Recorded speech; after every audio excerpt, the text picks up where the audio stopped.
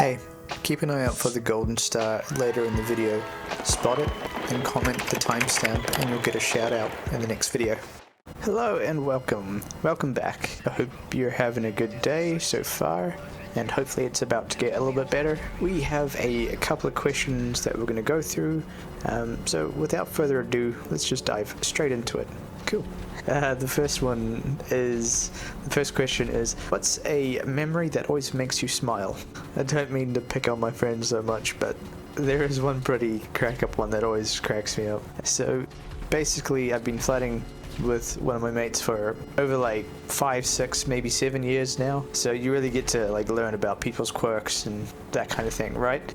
So something he used to do on the occasion would be, say, it would be late at night, and I'd like get home from work or something, and then, you know, I'd be cooking dinner, or like, you know, I'll just be occupying the room, using the room, and sometimes he's like, alright, I'm off to bed, and then he'll switch the light off, and then just leave me in complete darkness, you know?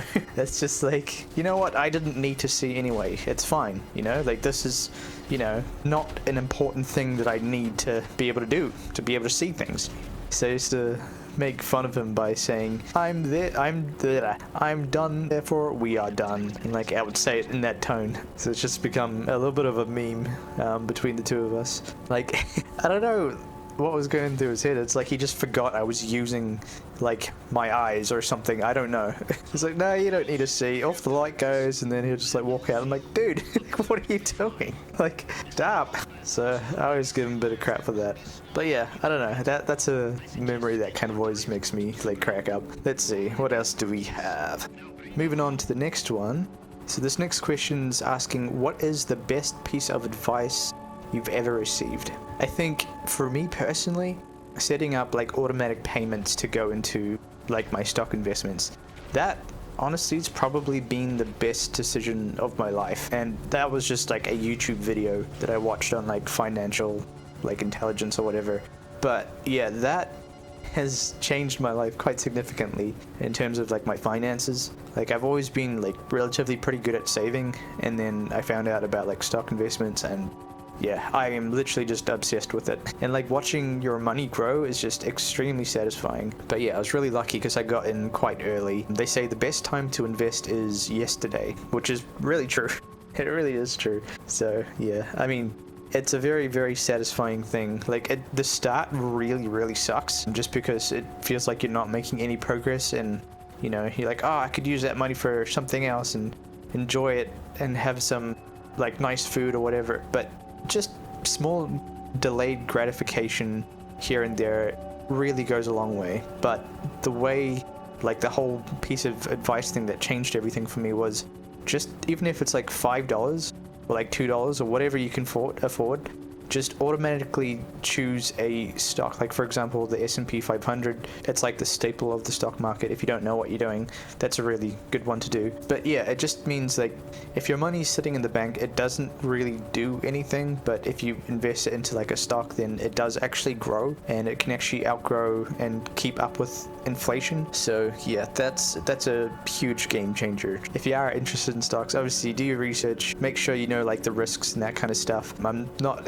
a financial advisor by all means, but for me personally, this has just been very, very beneficial for me, and pretty much everyone that I've like convinced to get into it has been also prospering from it too. Yeah, but yeah, do your own research. Yeah, so the whole life hack thing that changed my life in a really good way was, yeah, even if you can't afford like a whole lot, even if it's $2, $5, whatever, make sure, if you do decide to do it, make sure you set up an automatic payment system so you don't even notice that it's gone, you know?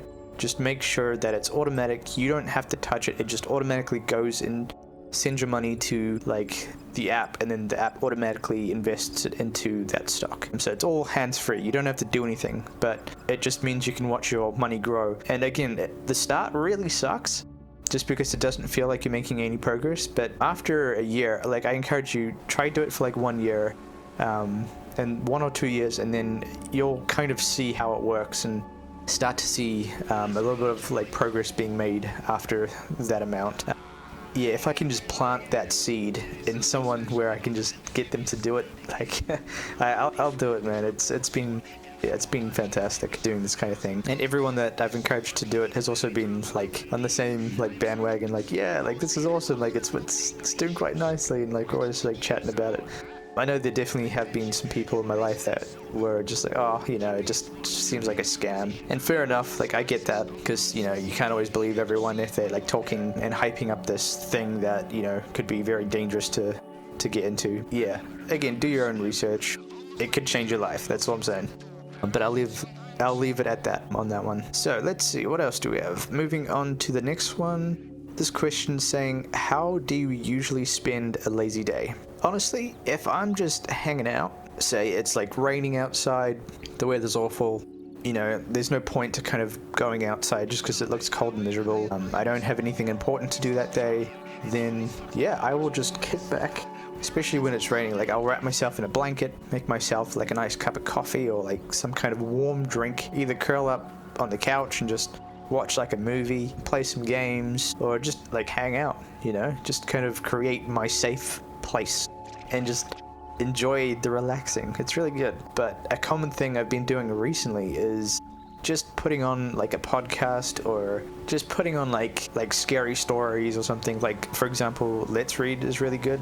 By the way, if you kind of like intriguing and like / horror stories, if you don't know about the left-right game, yeah, highly recommend searching that one up. It's very, very good. There is like an audio version which was really, really immersive. There were some points where it might have been a little bit better to be reading it, just because it doesn't really explain exactly what's going on, and sometimes you just hear people like screaming and whatnot, and you can't really like figure out what's going on. Just it's near the end that happened to happen, but I mean, it's just so immersive, and it's such a good like idea. Like if you're into horror and just like good storytelling, the left-right game, honestly, check it out. I don't think you'll regret it. But yeah, that is a very common thing that I'll tend to do, is I'll just pop on like a game, and either on my phone I'll play like some kind of podcast or story or whatever. Mr. Boland's really good. Yeah, he's into like weird, creepy and mysterious like stories, like real things that have happened. And yeah, and then I'll just kind of hang out. I'll play a game that doesn't require a lot of like focus, so I can just kind of chill out, and you know, maybe I'll build something in the game and just listen to this thing. It's actually really engaging, I find. It's just a lot of fun, and it's super chill, and it's a really nice way to just hang out and just spend your time, I think, especially if you've got like a mate. I remember I think we did that more than once, where we'll put on like a story and then basically just hang out while gaming, while listening to like a story, and just like build things on like Minecraft or something. Yeah, it's a good time, man. It's a really good time. Let's see, what else do we have? Do you think free will really exists? It's a pretty interesting question, because I understand why it could feel like free will doesn't exist, just because of like the world that we live in. Technically, yes. There is absolutely nothing stopping you from running into a forest and just living your life out in nature. You know, there is nothing that can stop you from doing that. That is your right and your free will to do as you please. And if that's what you want to do, I mean, there's not really a lot of things that can really stop you from doing that. So in that aspect, yes. However, money complicates our survival quite a fair bit, because if we don't have a way of eating food on a regular basis, having a place to sleep, and just being able to get by, I think without money, it's very complicated to be able to just do things. So I understand why people might think like, no, we don't have free will, because it kind of is the way that the world works, unfortunately. It's like you need money to be able to, you know, have civility, right? But at the same time, like, I'm very much a person who goes against the grain with like, when people tell me to do things, like it's either this or it's that. You get to choose like which one you're gonna do. But those are the options. Normally when I'm in that position, I'm like, hang on, like it doesn't have to be specifically just those options. You know, I could just walk away and not have to deal with that problem. Technically speaking, that is a very legitimate thing that you could just do. That's what I find that can be a little bit manipulating, and it definitely is a sales technique that you learn. If you're a salesman, you'll probably use this without even realizing it. Maybe you're aware, maybe you're not, but giving someone two options, and this is what a lot of like mothers will do with their kids as well. They'll say, you can either have this one or you can have that one. Which one would you like? Because either way, they're going to pick something that the mom wants them to pick, you know? And it helps them it makes them feel like they have a choice in the direction of how this plays out. But it's not their choice, it's their mother's choice, you know? So it's a little sneaky trick to help get the kid to do something, right? Which it's valid, right? But yeah, I think like growing up, like realizing that it's never one or the other. There's always another option. There's always thinking outside the box. There's always a different direction that can be considered instead of just these rules that someone just decided to make up. You can either do this or this. It's like, no, I can do like whatever, you know? So yeah, I think that's a real sneaky thing that kind of tricks people a lot, I reckon. But yeah, you do have free will. To answer the question. So moving on to the next one. The next one is asking, what's a small thing that always brightens your day? And that hands down would be this small little fluffball creature that walks around our house, the flat cat, basically. She is just so cute and she's so adorable, and I just want to bury my face into her fur all the time. And I know she gets annoyed with me doing that, but it's just like, I just need it, you know? I just need to do that. It's a really good de-stressor. Sometimes she cuddles up and just gets all comfy and whatnot, which kind of melts my heart a little bit. But yeah, that for sure definitely brightens my day 100% every time. But moving on to the next one. The next one is, would you rather have more time or more money? That's a pretty easy one for me to answer. So having more time, like technically, if you really think about it, time is pretty much the most valuable thing that we have on this planet. You know, like you can have all the money in the world, but if you're sick and you can't really do much, it really degrades the time that you have. And it almost feels pointless. Like if you don't have your health, it can be very difficult to, especially if your lifespan is going to end relatively pretty soon, but you've got all the money in the world. Like I've heard of stories where some millionaires, they'll get kind of sick, and it's like no matter how much money they would have, they would trade all their money just to have more time. So I think time is definitely a valuable resource that can easily be underestimated, because it's true, like once time has gone past, you don't really get it back. It's an ongoing thing, and yeah, there is generally a lot of time for a lot of people, but yeah, I would definitely say time has to be one of the most valuable things that we have as a person, which is also why I think some companies will convince you with certain jobs we'll give you a bunch of money, but the cost is your time. So it's a bit rough, because it's like you spend all your time making money, but you don't get to really enjoy that money sometimes, you know? Yeah, it's a real tricky one, and there's a whole debate that could be had, but we won't get into that.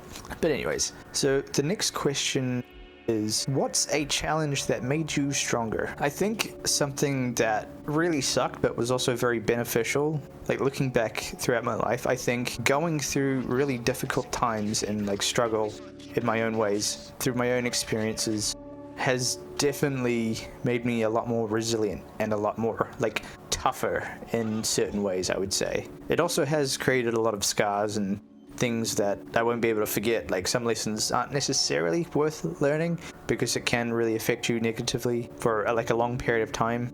But also I think going through a lot of struggle creates a lot of character, I think. When you don't have a lot of things to work with, when you don't have the resources to kind of pursue a certain thing, because, I couldn't learn about this thing because we didn't have a library. I could barely afford to get into a nice school, or I didn't get into a nice school, and the schools just really lacked a lot of the resources to be able to pursue things and for kids to be able to find out what they are good at, because they don't have the proper tools to be able to teach, to be able to help the kids find out what it is, what they want to do with their life, So I think not having a lot of things kind of trains you to almost adapt to the situation and to be able to learn how to create situations. Also, in saying that, I think because life can be a little bit more difficult than the average person, it technically can create negative things, and you can go downhill in a very negative way without the correct mindset, I think.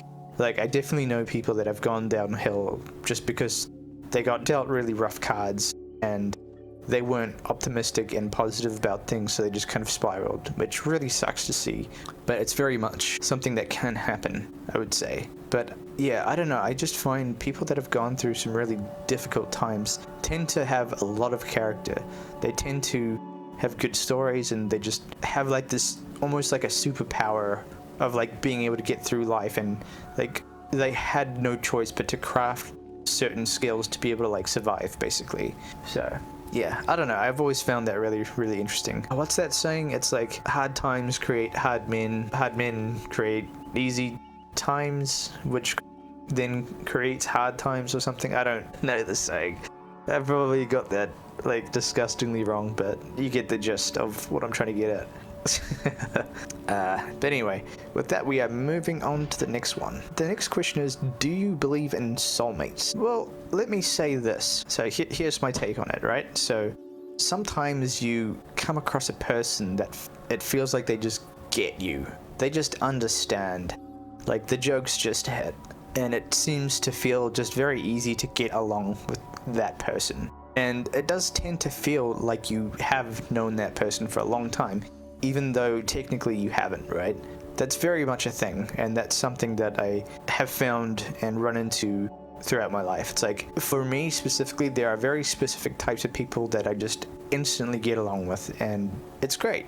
But there are also, I think the majority of people I just don't tend to get along with, like the majority of, like I like people in general. I think people are great, and I think humanity's good and whatnot, but like really connecting with someone on like a different level is a little bit more of a rare case, I think, for me. Like I don't like just small talk. I tend to just want to get into the nitty-gritty like details, and I just want to dive in and like, who is this person, you know? Like I want to know the things about this person. Why are they the way that they are, you know? Like I need to know. And it's just fascinating to me. Like I don't know what it is. Like I just like knowing, or like trying to figure it out. So yeah, but I think there definitely are people that I believe have gone through the same kind of thing as what I've gone through, which is probably why we're able to relate to one another, I would say. Because someone that hasn't gone through the same things that I've gone through can't really understand as well like the struggles, you know? So someone that has gone through that, it's a little bit easier to kind of identify with like those people, like, oh, you know, this person seems to get it, and they can kind of expand on the thoughts that I have, you know? So I find it pretty interesting, the whole like soulmate thing.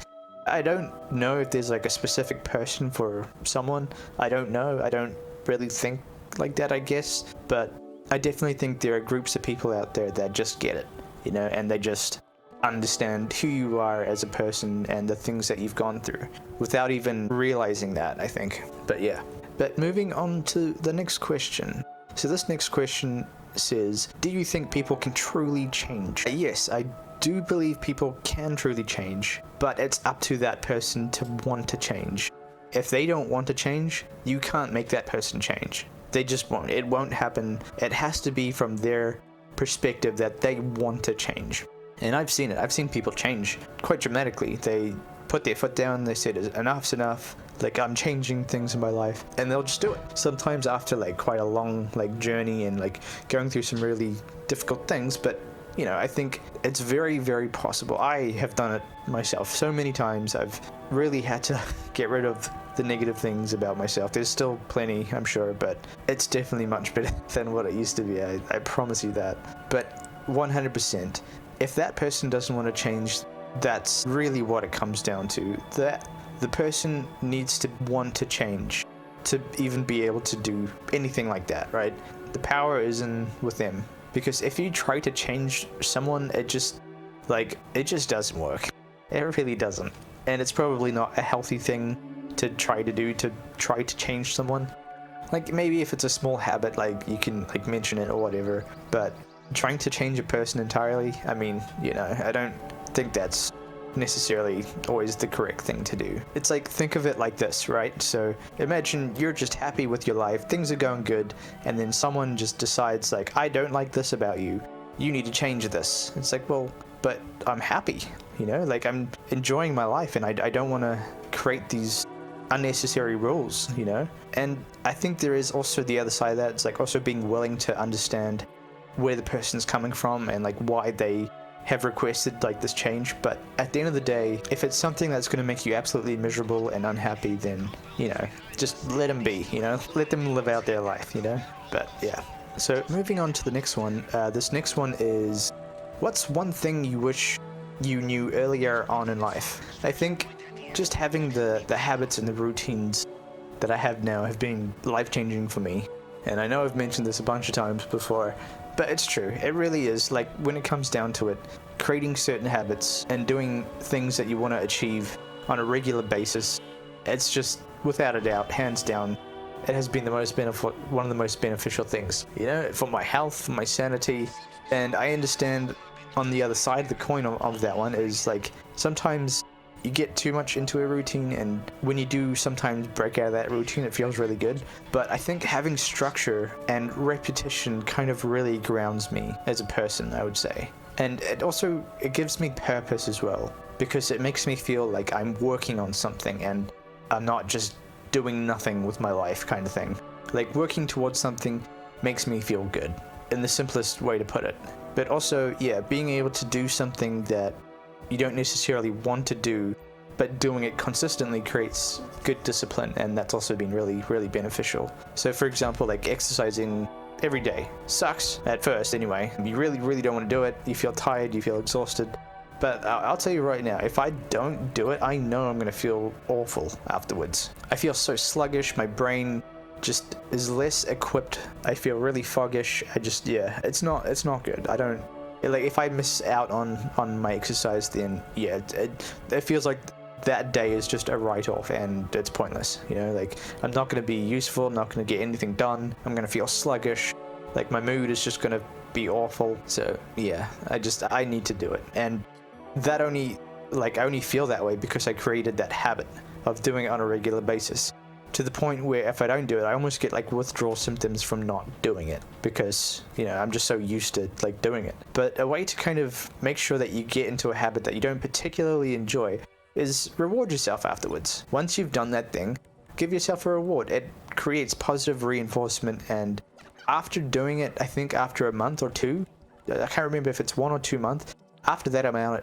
of time, it officially has become a habit after that amount of time. If you can do it for 1 month, you can do it for 2 months, which means you can do it every day for the rest of your life if that's what you're going for, right? But yeah, creating little routines and habits, I think, is like one of the most important things that has really helped me quite a fair bit in my life. The next one is, how do you handle stress? Yeah, I've definitely been in that situation way too often, to be honest. And I would have to say, like, I literally had like a list of things that I'd have to do whenever I was like stressed out and I just couldn't deal with things very well. I had to like take myself out of that situation, like, you know, remove myself from the environment and basically go through the different steps of, like, you know, like, make sure you're hydrated, make sure you're fed, that you're not just like starving yourself and you forgot to eat or whatever. I took it to like the next level of, like, you know, I'd always keep like a magnesium tablet so it can kind of relax my muscles as well.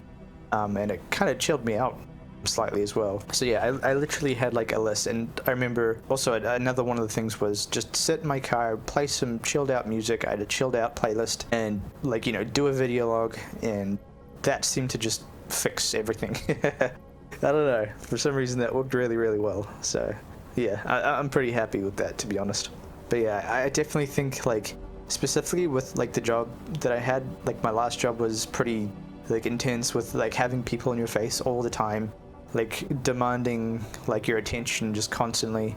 And it was kind of annoying because, like, if one person can see that you know what you're talking about, like, people tend to just line up and just, you know, try to ask for things. It's like, oh, you know, this person is good, he has good information, whatnot. Like, I want to, you know, get the best information that I can, so I'll see if this guy's any good, kind of thing. And yeah, especially when it was really, really busy, man, it got pretty rough, man. Like, I remember, like, I need to go to the bathroom and I just wouldn't be able to leave that area without having someone to step in front of my pathway and ask me to do something. I remember I had like my lunch in my hand and I had like a coffee in my hand and people like asking me for things. I get it. I'm not like annoyed about, well, I'm not like gonna take that personally, but it was a little bit like, I really need this break. And then like the people that you work with, they're like, oh well, he's on his break, and they don't actually know that I'm running around helping this other person because they've interrupted my break, kind of thing. And and then like I'll come back and they're like, yeah, you spent way too long on your break. It's like, I didn't even get my break. Like, come on, man.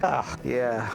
I think just where we were located, which shall not be named, it was just a really, really busy location at times, especially during summer. When summer hit, people would just flock into the store and just basically, yeah, you don't get a chance to breathe. It's just go, go, go, go, go, go, one after another. Sometimes it will just be like that for 8 hours straight. And sometimes you just don't get to go on your break because you just don't get the chance to. You just don't. So yeah, I've learned how to handle stress pretty well in my experiences. But yeah, it's definitely, I think when I first started that job, it was like sink or swim, you know. You get thrown into the deep end. Well, I felt like I did anyway. It might be different for other people, but yeah, thrown into the deep end, you know, figure it out, good luck, there you go. Which, I mean, you know, it was kind of good in a way, because, you know, you really do have to learn quickly, and you have to adapt and figure things out and learn how to get better at what you do, like, quick. Yeah, I think it was in a way, it was pretty good for me, like, for a while anyway. So moving on to the next one, the next question is asking, how do you usually make big decisions? Man, I've got a whole process for this, man. So to really break it down, I'll sit down in a quiet room, or for example, I'll go for a drive, right? I'll go for a drive. And if it's really something that I'm struggling with, I've got this little notepad book thing, and I've got a pen that I keep in the cubbyhole of my car. So occasionally when I'm dealing with something that's very difficult and I just can't land on the answer, I will write down the issue and explore the pros and cons. I will literally write down every single thing that I can think of that is good and every single thing that I think is bad about it. And if there is way more bad than the good, then I won't do it. But also if there's way more good, then maybe it's something that's like, oh, I just have to suck it up and just go for it because it is going to be good, you know, listing all the cons, listing all the pros. But yeah, I can't stress this enough, man. Like, doing video logs was just a very helpful tool for me. It was a way to kind of declutter my thoughts and to be able to just like express how I feel and like where I stand on certain topics. Like, sometimes I would have a really complicated interaction with someone at my job, and at that moment I didn't know how to deal with that situation. I didn't know what to say to the person. I didn't know how to handle it. I didn't know what I was supposed to do from there. And basically sometimes after work I would go for a drive. I would park up in my little spot, which I'll never tell you where that is because I need that safe place. I'm in that quiet place. But yeah, I'll drive up to that spot and basically just talk out all the options. It's like, okay, if we go into this direction, we can kind of do this, which will be beneficial because of this, this, and this, right? Or on the other hand, we could go in this direction and this would create this opportunity and open up a couple of doors here and there, you know? Or it could have some potential negative effects with like the relationships or whatever, you know? Like, I would always kind of go through it, and 99% of the time I would end up having an answer and being able to know exactly what I need to do after that situation. Well, most of the time, maybe not 99%, but most of the time. Yeah, I think for me personally, I would definitely get overwhelmed with too much information, especially if it's a very delicate situation where you have to like tell someone something difficult or whatever it is, you know? Like, sometimes it's good to kind of just go over things and see how you really feel, where you stand, and it really helps you be able to articulate how you feel about the situation to that person in a delicate way. So there's always different scenarios for this, but doing video logs is very good, and it has been very, very beneficial for me personally. And also something else that I would tend to use it for is like strategies as well. Like, I love strategies, man. If I'm trying to, like, for example, when I was making like YouTube channels, I made a bunch of different YouTube channels, and sometimes I would go for a drive and I would just sit down and just plan and come up with new ideas of like, what are some things that I can do to improve? How can I make this better? If I want to be successful in this category, what can I do? And then I will come up with a bunch of different ideas, bounce some ideas around and see what seems to be like the best option, and then we'll go down that direction. Incredibly useful for just brainstorming and figuring things out and taking steps forward in the right direction. It has been very, very helpful for me in that aspect. So yeah, it's got more than one use. It's got multiple uses to be able to figure out like where you stand on certain things and plan ideas, and yeah, it's just great. So moving on to the next question. The next question is, do you think technology makes life better or worse? Well, to be completely honest, I think technology definitely has made life a lot better in a lot of cases, I would say. Sure, there are some negative things with technology, and yes, we can take things way too far with it, for sure, 100%. But just thinking back in the day, so for example, if we were living in the cave times, there would be some immediate things that you would notice that you just wouldn't be able to live without. All of a sudden, we don't have as much resources to work with. Like, we don't have vehicles to kind of get around. We don't have like cell phones to keep in contact and to communicate, and just have like information at your fingertips. So yeah, I think over the course of like history and time, I definitely would say technology seems to have made things a lot better, I would say. Has it caused complications? For sure, 100%. I think that there are a lot of tricky gray areas that we haven't exactly figured out or hashed out properly yet, you know? But I think over time, we tend to adapt to that, and we tend to end up figuring out something that works for everyone, you know? Ideally, anyway. So far, from what I believe, anyway. Yes, it can make things worse in very specific situations, but for the most part, I think it definitely has improved life in general. But moving on to the next question. So the next question is, how do you usually celebrate accomplishments? Normally, I'll tend to treat myself. Like, I think being able to celebrate is a very important part of the whole process, because like if you don't get to enjoy and celebrate, then you know, what's the point of like working towards something, you know? So for me personally, I'll tend to reward myself with like a nice meal. Maybe I'll get some katsubi, maybe I'll order in some Uber Eats and get that meal that I've been future. Would you want to? 100%. 100%. The things that we have now and the technology that we have now, comparing it to, again, like back in the day, like cavemen days, you're living in caves, you don't have much, you've just discovered fire, right? Like, if you brought a cell phone to that time frame and you showed a caveman a cell phone, they just wouldn't be able to comprehend that. They would basically just classify it as some kind of like dark magic or something, because like there's just no possible way that they could understand like, oh yeah, that's a cell phone. Like I understand it uses like batteries and electricity and whatnot and currents or whatever, and you've got these like computer chips inside that basically make it really intelligent. That's the extent of my knowledge on that. So thinking of it like that, if we were to fast forward, let's just say like 300 years from now. Now that's a question, like, I would be pretty curious in finding out what it would be like, because I am sure 100% there will be things that won't be recognizable for me in this current present day. There will be technologies so advanced and science would have evolved so much that it probably wouldn't be possible for me to kind of wrap my head around how it works. Within saying that, like I would be a caveman thrown into the future, you know, like that would be the exact situation and how it would feel, I think. But yeah, I'm very curious on what it would be like in the next, like, let's say like 1,000 years. Like, what's going to be the next big thing? Like, what's going to be the next big life-changing thing that's just going to be really good, you know? Like, I am very curious on like what that would be. But yeah, it's always kind of an interesting thought to kind of play around with, I reckon. But moving on to the next one. So this next question is asking, what's a lesson you've learned from failure? I think an important question to ask is like, how do you process failure? To kind of adapt and enhance that question a bit. Learning how to fail is important and pretty much inevitable. So there's just saying that a lot of like successful people tend to say, it's like fail hard and fail often.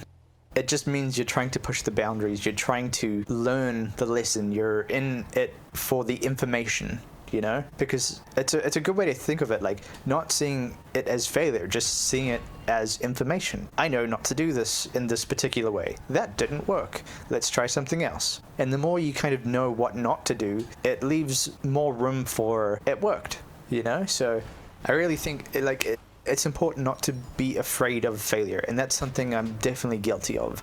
I was so worried about like if I make the wrong step and like I choose the wrong thing or I make the wrong decision, it's going to screw up my life. And that's possible, but the more you learn what not to do, the more you learn what to do, if that makes sense. But as long as you go in really just trying to soak in the information and the lesson of like why it didn't work, because if you never learn the lesson, then that's going to be a painful brick wall to slam your head against. Yeah, go like, don't see it as failure, like, I'm useless, I can't do anything right. Just see it as like, that didn't work, I don't know exactly why, but let's try figure it out, let's try something different.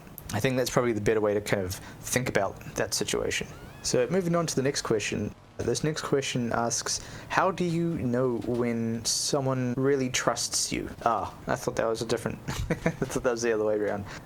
Honestly, I'm not 100% sure, to be honest. I guess they hang around you and they listen to what you say, I guess. I suppose, like, if they open up as well and they talk about things that they wouldn't normally feel comfortable with talking to other people about, yeah, it's like they feel like it's okay to risk things with you, Like, that's how I think maybe someone that that they trust you. I don't really know. I don't have a particularly good answer on that one, to be honest. But moving on to the next question. So this next question is asking, do you believe in luck or coincidence? See, I do believe that there is a formula for being lucky. If you do a lot of things and you look like, so for example, studying for a test that isn't coming up, right? That's the way that I kind of think of it. By trying to learn a craft without any opportunity just means when that opportunity does happen to show up into your life, you're way more prepared than someone else that hasn't studied for it or hasn't like learned how to do it. And then other people on the outside might think like, oh wow, that guy's so lucky, like he got that really good opportunity, But it's because that person's most likely been trying to learn how to do it beforehand, whether they're aware of it or not. Normally is the person that qualifies for it, I think. Which it sounds really crazy, I know. It doesn't seem to like make a huge amount of sense. But I don't know, it has been very helpful in terms of like when I don't have the resources, I just try create them, like in the only ways that I can. If it's possible, from the really insane point of view, this is a terrible example, but I'm just going to run with this one. So like, I would love to be a good guitarist, but I don't have a guitar. Technically, in theory, you could learn how to build one, right? And by the time that you've built one, and you've figured that out, you've got like a little bit of lessons where you can kind of play around with certain things. So by the time that you do end up getting like a real proper guitar that's been made by like a professional, then you've got like a slightly more of like an edge on everyone else that hasn't practiced and hasn't tried to create opportunity, So I don't know, it's a terrible example, not my best one, but as long as you kind of get the gist of it, maybe. Moving on to the next one. So the next question is asking, how important is honesty to you? Well, I think I've got pretty good at figuring out if someone's honest or not at this point. Like, I don't really have much of a choice. Like, you just have to get good at that in certain situations. But to answer the question, I would prefer someone to tell me the truth about something, no matter how difficult it would be for that person to tell me. I would rather know, because I would respect the person for having to wrestle with this thing of like, he's going to be mad at me for this. I would still prefer to know the truth, even if it's going to be something that makes me a little bit annoyed at that person. At the end of the day, I will still respect that person for coming clean and being truthful about it. Because it's more insulting and it just puts salt in the wound when someone tries to continue a lie, and especially like if you know that they're lying and they're just carrying it out. It's just like, like I just can't listen to that person, and you've lost me, man. Like I can't spend my time and attention on that, because it's like, who do you think I am? Like, I'm not an idiot. Yeah, there are some things to kind of watch out for with people. Like I think people, for the majority of people, I think we know when someone's lying. Don't try to fool us. Don't try to make it work, because odds are you probably aren't doing a good job. So moving on to the next question. The next question is asking, do you think introverts or extroverts have it easier in life? I would have to say, from my own experience, I'm very much an introverted person, and I've definitely seen a whole lot of advantages to being extroverted. By just being someone that can recharge on other people's energy, I think has so many benefits. And I think being introverted is very rough in a lot of ways. Like, there's a lot of disadvantages because you're not as willing to put yourself out there into the world. You know, you missed so many opportunities. It becomes harder to work with the majority of people because sometimes you don't learn those people skills because you're an introvert and you don't like socializing as much. So I think there's definitely a negative for being an introvert, and it sucks. I hate it so much. Yeah, I don't know. I wish the world would appreciate introverts a little bit more. You know? So we need it, man. It's rough. But yeah, I think that that would have to be my answer on that one. Moving on to the next one and the last one. So this question is asking, if you had to pick one, would you rather be happy or smart? Oh, dude, 100%. I would rather be happy than smart. I'd rather be a dumb idiot and just living life, having a good time, than being intelligent. I think there's a lot of negative things with being extremely intelligent. Like, yeah, there are some positives, but I think there's definitely a lot of negatives as well. Like people that are like insanely smart. Sometimes just living a very simple life is the way to go rather than overanalyzing things and just, I don't know. Like, why would you not want to be happy? Put it that way, I guess. Yeah, but that's just me. But anyways, if you've made it this far, I do just want to say thank you so much for making it this far. I really do appreciate you. I hope you're having a good day, and hopefully I'll catch you in the next video. Cheers.